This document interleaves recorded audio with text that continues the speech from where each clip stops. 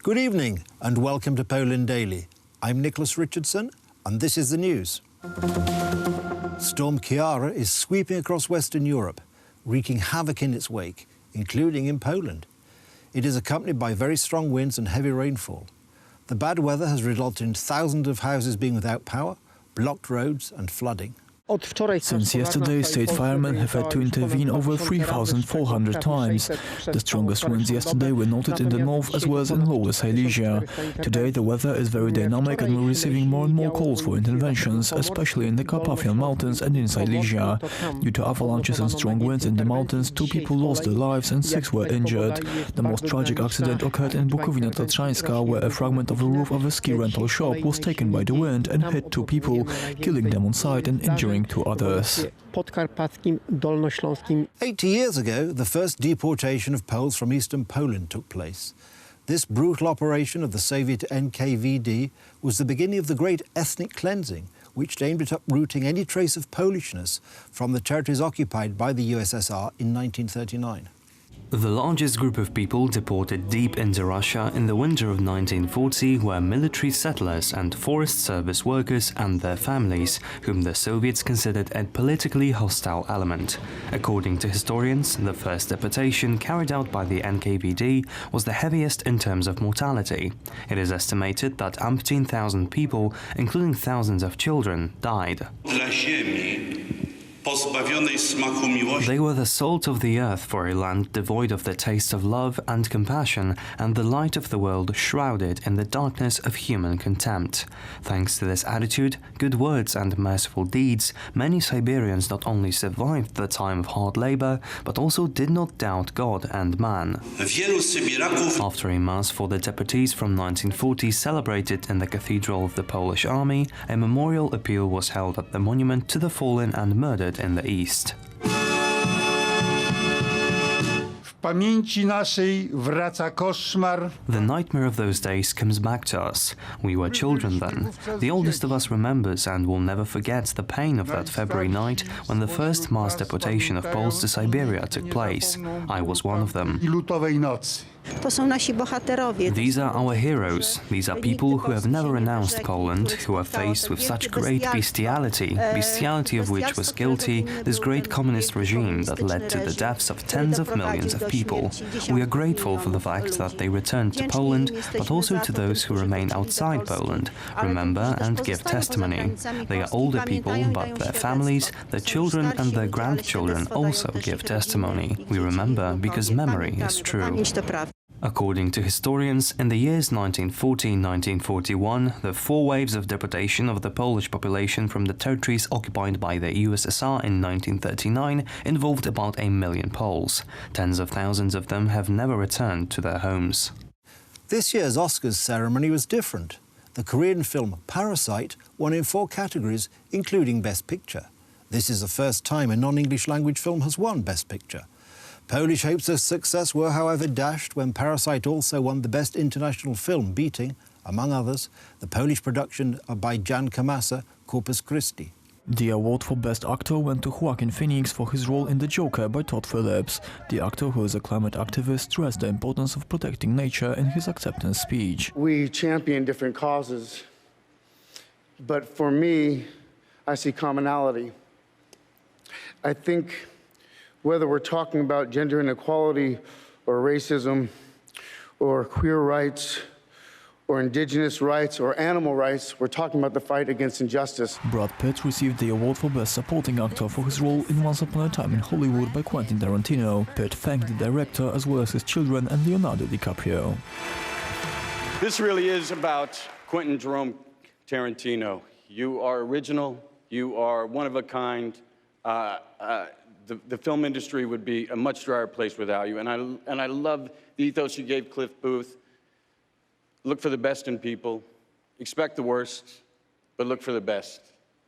Leo, I'll ride on your coattails any day, man. This year's Oscars would have gone without many surprises if not for the outstanding result of the South Korean production directed by Bong Joon-ho. His film Parasite won in the most important categories: Best Picture, Best Director, Best Original Screenplay and Best International Picture. Many Poles had hoped that the Polish film Corpus Christi would win in the last category, but Parasite made too much of an impact on critics and audiences alike. And the Oscar goes to Parasite.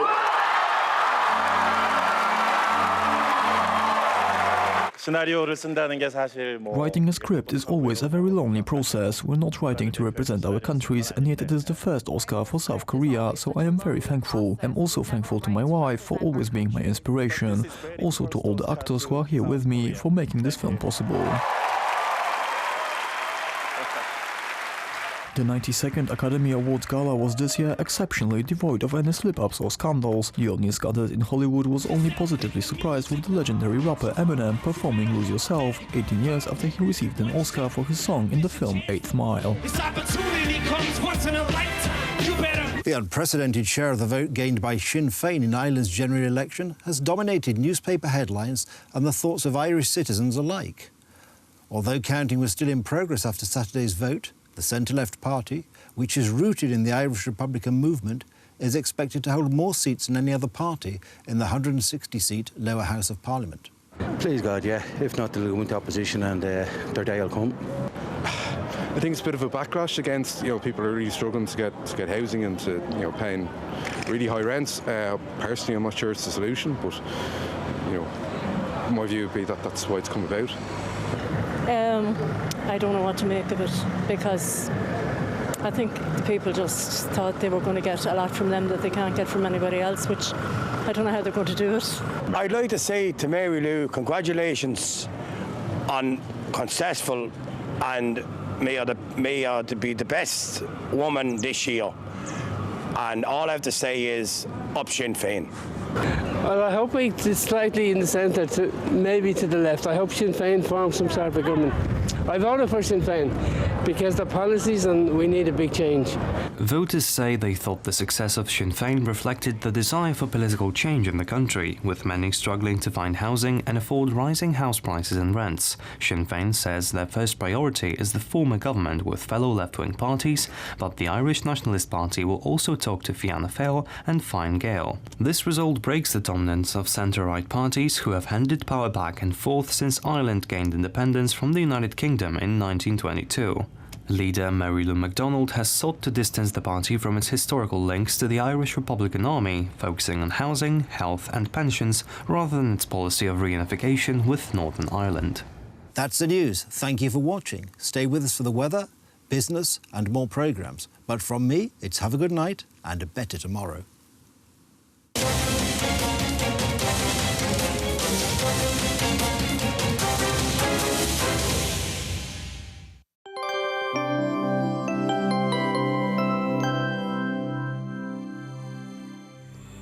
Hello, and welcome to Poland Daily Weather. The forecast for tonight calls for sleet in the central and eastern parts of Poland and rain in the west and south. The only exception will be Koszalin, where we will see partly cloudy skies. The temperatures will vary between 0 and 4 degrees. Tomorrow will be another rainy day in Poland. We can expect scattered showers in Koszalin, Bydgoszcz, Poznań, Katowice and Kraków, sleet in Olsztyn, Gdańsk, Warsaw and Białystok, and snow in the eastern parts of Poland. Szczecin and Wrocław will see overcast skies, and Zielona Góra can expect partly cloudy skies. The temperatures will vary from 3 to 6 degrees. The next 3 days will bring partly cloudy skies on Wednesday and Thursday, and on Friday we can yet again expect sleet in the central regions of Poland and rain in the southwest. That is all for now. I thank you for joining us, and I invite you to stay with us for Poland Daily Business.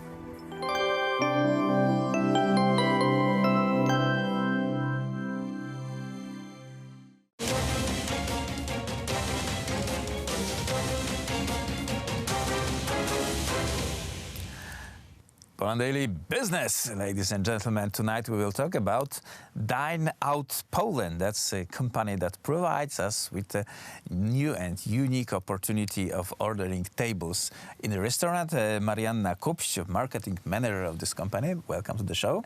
Good morning. please tell us what makes you different than other services like that. So our app it's an application for booking tables at restaurants.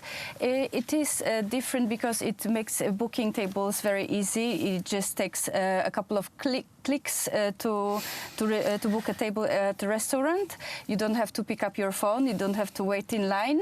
It's just very easy, very intuitive, and you can book a table even during the night. So whenever you feel like booking a table at a restaurant, whenever you feel like trying out something new, you can access it 24/7. Okay, so are you a global corporation that works in Korea, Thailand, Mexico, or are you a local Polish one? We are a local brand.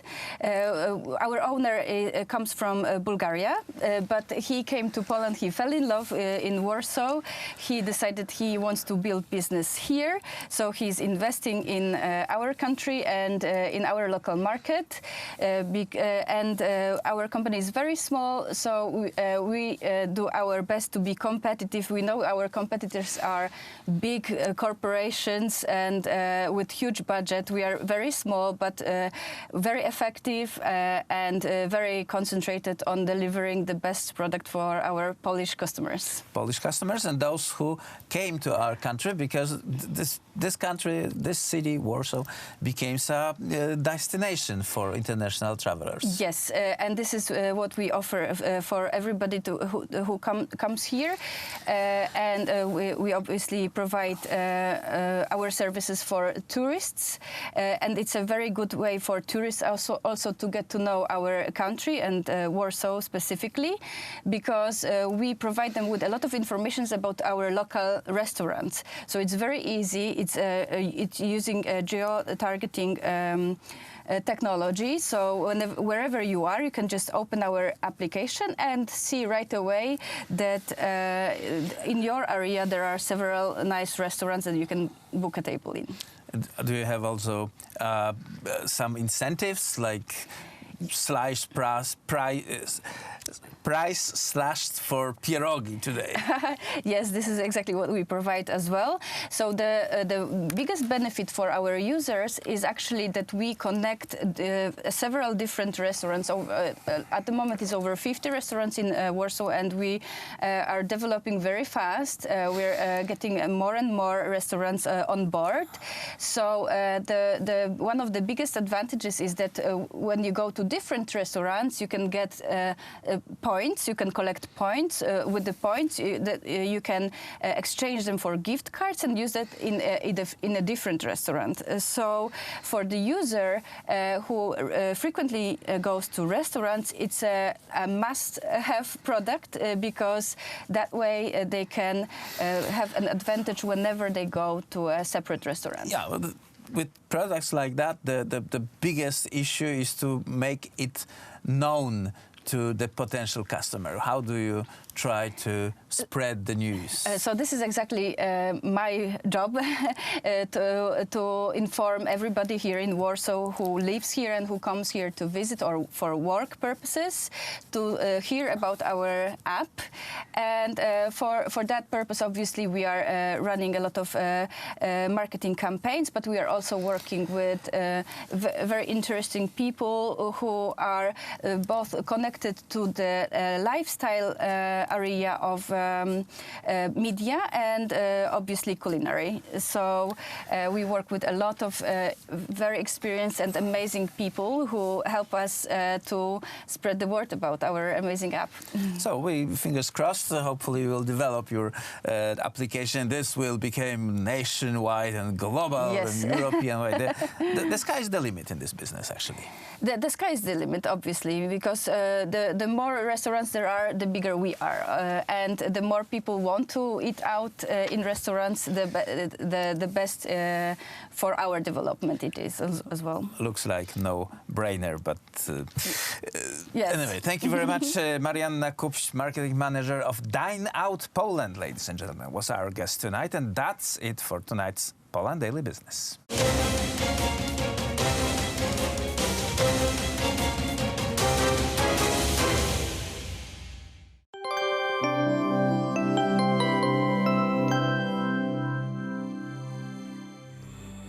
Good evening and welcome to Poland Daily Business Weather. The forecast tomorrow will bring rain once again to Poland.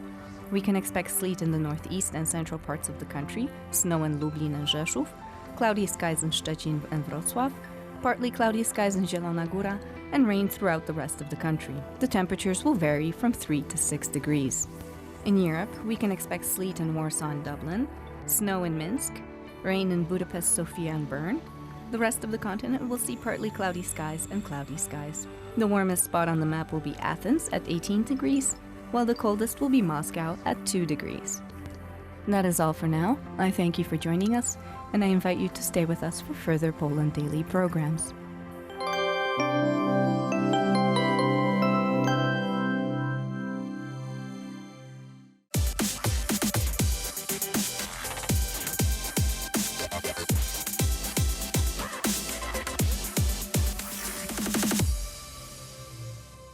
Good day, everyone. My name is Maria Kądzielska, and you are watching Poland Daily Culture. Sir Roger Scruton was a philosopher, public commentator, and an author of over 40 books. He also became a very dear friend of Poland. He has left us recently after a struggle with lung cancer. Today with me in the studio is Jonathan Price, one of his former students and now a doctor in philosophy.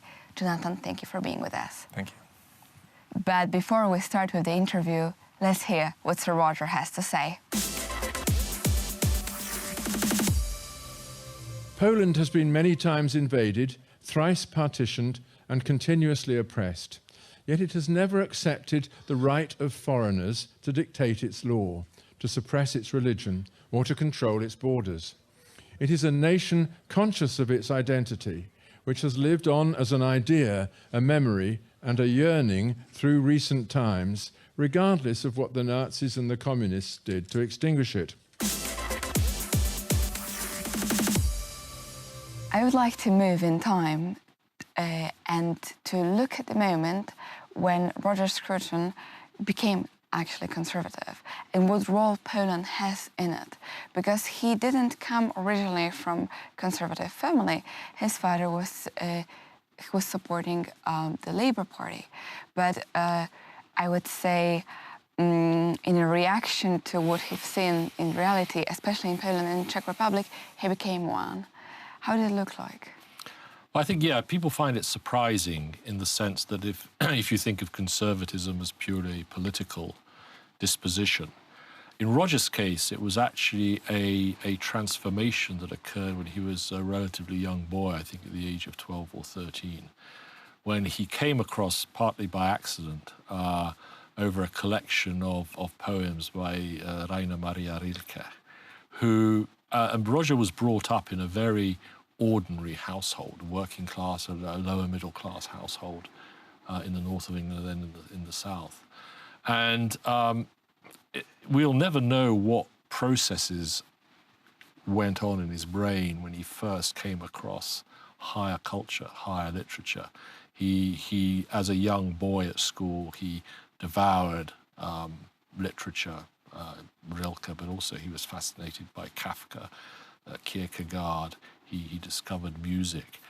And above all, that's when he changed as a person. He became, above all, conscious that he was in a world of beauty, but also in a world of ugliness. And this was this awareness that there is something deeper in what surrounds us that I think was a transformative intellectual experience from him. And once he acquired this aesthetic sensibility, that then drove him into various other conclusions about life and also his place within it and ultimately what he would do with that life. But for academia those times, communism and Marxism were very abstract ideas, which they didn't really confront with reality that much. And as I've also learned that when Roger Scruton came to Poland and Czech Republic, he has seen how it really looked like. And you knew him in those times, yes, when he confronted in Poland with reality here, with PRL. Could you tell us more how what his experience was like? What did he say? How it looked? the experience for him, I think, must have been very, very troubling, because he saw in communism and in the imposition of communist authoritarianism essentially the institutionalization of barbarism, understood not just politically, but morally, aesthetically, culturally. And he was very troubled by what he found here.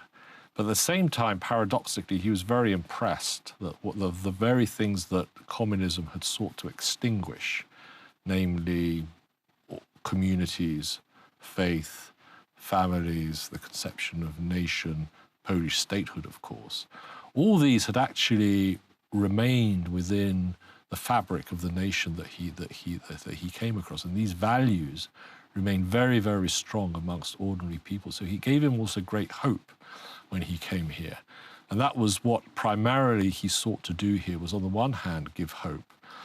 When communism collapsed, of course, he saw that these values that he had seen here could actually be very educative for the West, where he saw also these values being eroded, not by totalitarian communism, of course, but by modern liberalism. And so he felt that Central Europe could be, as it were, a sort of a beacon, really, for the way in which we should perceive the world and the things that we should value in the world as individuals. And that's why he was always attracted to this part of the continent.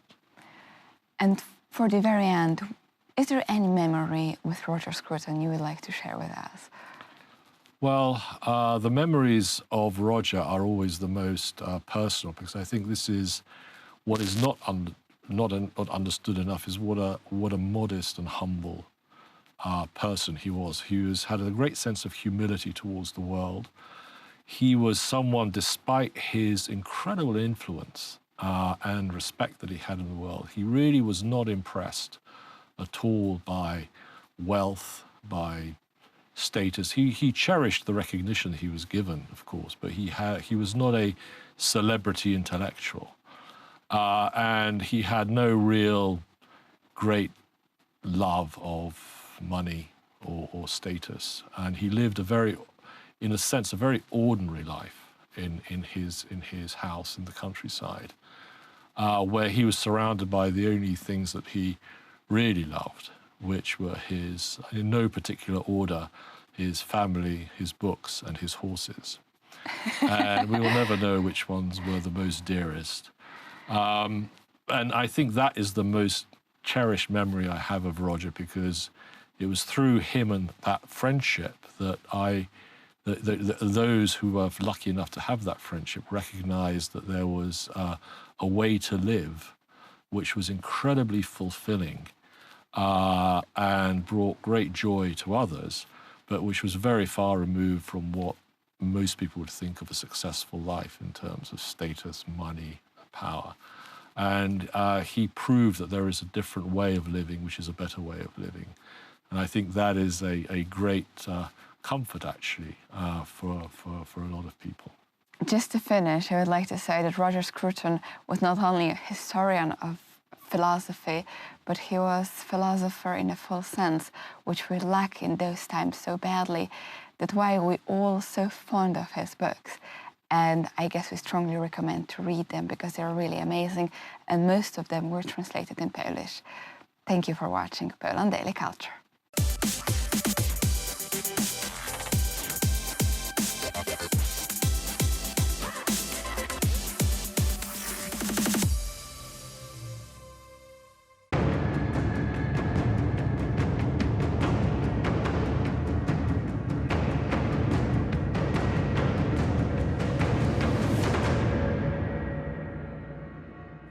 Welcome to Poland Daily History with me, Nicholas Richardson. Poland has been invaded many times in its history. Of course, only 2 of these invasions have actually come from beyond Europe. The Ottoman invasion, but before that, the Mongol invasion in the 13th century. I'm joined by Professor Krzysztof Jabłonka, and we're going to discuss this in more detail. Professor, could you just describe and say something about the original Mongol invasion of Poland in the 13th century? W wieku XIII, właściwie początku wieku XIII, At the beginning of the 13th century, a gigantic confederation of all the nations of the Great Steppe was formed. In Tatar, it was called Testan. All the people who resided in this area were subordinated to the power of Genghis Khan. Thanks to his actions, China was defeated and the Chinese wall was broken. Nevertheless, the main blow was aimed at the west. Rus was defeated and suddenly the Mongols stood at the gates of Poland. We usually call them Tatars. However, the Tatars were only part of these troops. They were conquered by the Mongols earlier. In 1241, there was a gigantic strike. In principle, the Mongols were headed for Hungary, but they knew that Poles were allies of Hungary. This meant that the second branch was directed to the region of Lesser Poland, to Kraków. Kraków was conquered. Sandomierz, a very old Polish stronghold, was burned to the ground. It was only in Silesia, near Legnica, that the Polish prince Henry II the Pious blocked the way of the Mongol Tatars, which is what they were referred to as. This battle was unusually fierce. However, the prince realized that he had been trapped. The Tatars faked an escape, after which they outflanked the Poles. That was the first time that combat gases were used. Chronicles say that a terrible paralyzing agent was sprayed, after which the Mongols surrounded the Poles, performing a sort of dragon dance and emitting huge smoke. This led to a disaster. This defeat, however, was glorious, as the Tatar Mongols bounced back from Poland. They retreated to Hungary, giving us peace of mind. Gdyż Tatarzy, Mongołowie odbili się od Polski, wyruszyli na Węgry, I mieliśmy święty spokój. We lost this battle, and with it many warriors, but we were not conquered by the Mongols. Like a tsunami, they appeared and passed again. We never met the Mongols again. After this, we fought the Tatars for many years. I bardzo wielu szlachciców polskich znało język tatarski. We not only fought them, though, we also traded with them. Many Polish nobles knew the Tatar language, and the Tatar elite spoke Polish very well. To this day, the Tatars are grateful for this to Poles. When Crimean Tatarstan regained independence in 1918, they turned to Poland for protection. Sprzymierzeńcem polskim przeciwko. A different group of Tatars on the Volga River was an ally of the Polish kingdom against the Moscow Tsarism. A z Mongołami już w zasadzie się nie spotkali. Casimir III the Great defeated the Mongols one last time in the Battle of Lublin of 1341, 100 years after the Battle of Legnica. Since then, the Mongols disappear from our history, but the Tatars remain. Ale pozostają Tatarzy. And Professor, obviously the Mongol invasion had a great impact on Kiev and Rus. I mean, could you say a few words about what that impact was and what it meant for the whole region? Dla Rusi to była rzeczywiście katastrofa. It was indeed a disaster for the Ruthenians. The impact of the Mongols' attack was so powerful, even more so since Kievan Rus was in contact with some of their neighboring peoples, for example with the Cumans, and actually went in to defend them. The Battle of Kalka began this fight, while the most powerful impact destroyed the Vladimir Rus. This was a Rus of democratic traditions. The Slavs, by nature, formed societies governed by democratic rights, and this was completely destroyed. In turn, an autocratic system based on the Genghis Khan model was introduced. Ruthenians began mimicking this, founding the first Principality of Moscow, later Tsarist Moscow and Tsarist Russia. The counterbalance to this despotic form was merchant democracy of Veliki Novgorod, which was unfortunately destroyed by Moscow. Kiev was almost completely destroyed in 1240, and the south of Rus fell under Mongol Tatar rule. The north, however, appealed to the Lithuanians and survived. This is today's Belarus. The Polish lands were also strongly depopulated. the people were simply not taken prisoner, but murdered, beginning the great German colonization. Almost all Western cities became Slavic German, and then mainly German. Because of this, Poland lost Pomerania, the Lubusz region, and half of Silesia. Straciliśmy wtedy Pomorze, straciliśmy ziemię lubuską, no i połowę Śląska. That's it for this edition of Poland Daily History, where we've learnt some facts that we knew or thought we knew, and some things we didn't know. So join us again on Poland Daily History, where we delve into the fascinating history that is Poland.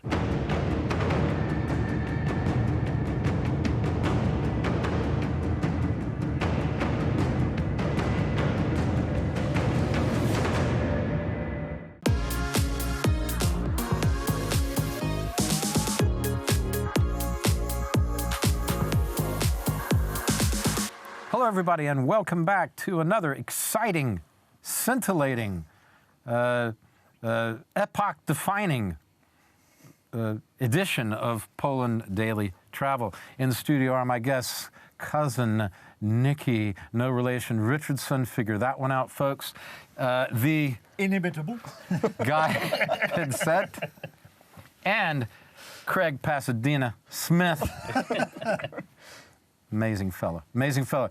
Craig, you promised to tell us in the intervening time, you promised to tell us these similarities between Warsaw and Pasadena, California. You swear there's a lot of similarities. I'd like to hear right now. We'd all like to hear, wouldn't we? We would hear those similarities. And then we'll talk about, after that, the similarities between Warsaw and Cambridge, Massachusetts. Well, I guess you got to start. I didn't know I was going to come up with some, but there are a few now that you mention it. One, I'd say summer's pretty much the same, pretty hot, and, you know, not so, well, probably a little less rainy in Pasadena. What the air quality about the same. About the same. Pretty thick and visible. Hey, wait a second. We're proud of our air quality here.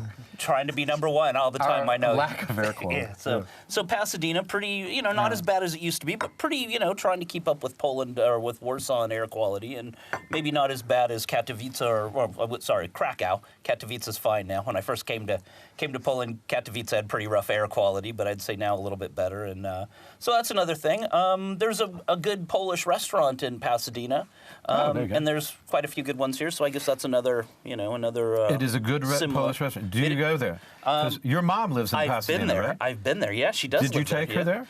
No, because we had Polish food here, so she's good with she's it. done it. But she likes Polish kielbasa, you know, and pierogi, bread and pierogi. Yeah, they love it. So we always, whenever they come out here, we go there to eat. So very nice, you know, very nice Polish restaurants there. There's some other, you know, there's all the normal sort of international stuff that's the same, and pretty much the same kind of quality of food and of service in some places, and you know, same movie theaters as well. You know, where it's the same. Are the movie theaters better here or there? Better here because they're newer here. Yeah, they're newer here. Here's a fascinating thing, I think. I mean, the folks at home may like this. They may not be at home watching this. They could be out watching this. I just said they're at home, but I'm open-minded about where they are. But the thing is also worth remembering, apart from the amazing movie theaters, is the shopping malls, which are much nicer. Then in America, they're closing them down. In Poland, I mean, where else are you going to walk in the wintertime? Yeah. When it's snowing. It's not snowing this year, but it's cold, though. Yeah, but people go to the shopping malls here. It is a kind of community center in a way. Sure. And the food courts are really, really popular. And they have great shops and things. And I think this is really amazing when you go and look at the faded infrastructure in so many of our cities. Yeah. But I'm not talking about the Beverly Center, because I know that's where they just remodeled that one. Yeah. But that one's okay now. But it was fading for a while. Is it Doheny? It's Doheny. Yeah. It's Doheny. You know the Ralphs on Doheny and 3rd Street? It's right near there. Yeah. That was near my. I used to live near there. Yeah. That was. Yeah. You know the neighborhood by the Ralphs, right? A little bit, yeah. Ralph's is a grocery store for those. Well, I usually go to the Little Four Seasons right there on Doheny as well. Not that many people know about it, but it's a nice one. Yeah, is it good? Yeah, it's great. Great New Year's Eve place, too. Yeah. So what are the things... Warsaw has become a huge tourist attraction. It's one of the most popular places to go. Poland generally, but Warsaw, of course, Krakow, too. But what is the big draw, do you think, to Warsaw? Is because it's the infrastructure is very good now, and and it's rather cheaper than other places because it's not generally weather unless it's summer. Yeah. Although the weather this winter is amazingly warm. Well, the hotels are cheaper for sure. I mean, than anywhere in Europe. You could stay at a five-star hotel. Especially weekends, you can probably get a very good deal. You would know about that. You work a lot with the hotels and your business Warsaw's doing great conferences. value for long weekends. Stay in a hotel here, like one of the five-star hotels for great prices. Great price. And then you have nice clubs to go to if you want to do that, nice restaurants, bars. Whole spectrum. And what else can you... What about the history? Exactly. Around every corner is some amazing history. Amazing history. Just open your eyes. Every single corner of the city has a plaque, to some writer or to some, event that happened in history. Not always pleasant, of course. Sure. But the city having been totally eradicated, as by now you think everyone knows, people still don't know, because there's always new generations of people who don't know. And some of our viewers may not know that at the end of World War II in 1945, there was very little left of the city at all, right? So it's a huge victory. Yeah. What exists here today. Not only just good bargains, but the rebuilding of the city. Only the fact that it exists at all, because there was a plan to wipe it off, to actually abandon Warsaw as the capital city and build a new city somewhere else. In Brasilia? Well, no, but they reckoned that it was thought that Warsaw was so damaged that it was pointless trying to rebuild it. Yeah, it was going to be harder than just starting over. So they're going to fresh, start over, but a group of architects that said, no, we can do it. So where were they going to put it? Czechoslovakia? I don't know where exactly they were going to put it. You'll have to ask Mr. Stalin that. But a group Hey, don't use that name around here. Well, that would have been the don't use that name around here. That would have been the final decider in those days. But in fact, they said, no, we can rebuild it. And so I have to get them to put booze on the track. A lot of hard work. But the rubble was incredible. The Museum of the Warsaw Uprising is a must-see if you've never been here before. I think that is a good point. Yeah. That is an amazing museum. Opened in about 2005, 2006. Yeah. And it's one of the best museums I've been to. And one of the most poignant bits is they've got a separate cinema inside, but it's also on YouTube, is a video which was filmed at the end of the war by a British plane, just looping around in a big figure of 8 over the city. And it's just a sea of rubble. And it's quite extraordinary to think from that we have one of the most dynamic cities in the world. And Poland hasn't had a recession now it's been continual growth for about 28 years. Yeah, it's extraordinary to me when you. This is a great point. And when you go to the Uprising Museum and everything, and then you hear a guy like Stalin's friend, Mr. Putin, coming out and saying, "Oh, the Poles started the war." Yeah. Yes. Our deal with the Nazis. You're not allowed to say Nazis, by the way, anymore on Yahoo. Did you know that?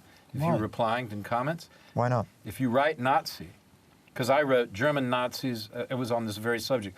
I wrote German Nazis and Russian communists were responsible for the devastation of Poland. Let them pay reparations, if anyone's going to pay reparations. And they blocked out Nazis. Why? You can't say it. Why? Because we live in an age of morons. Well, that's certainly true. But you'd think they'd want you to block out the word German and just have Nazis. I mean, when I interviewed, you're not allowed to say what happened. When I interviewed for the history program, Julian Kulski, who fought in the Warsaw Uprising as a boy aged 15, the first thing he said to me, "Who are these Nazis?"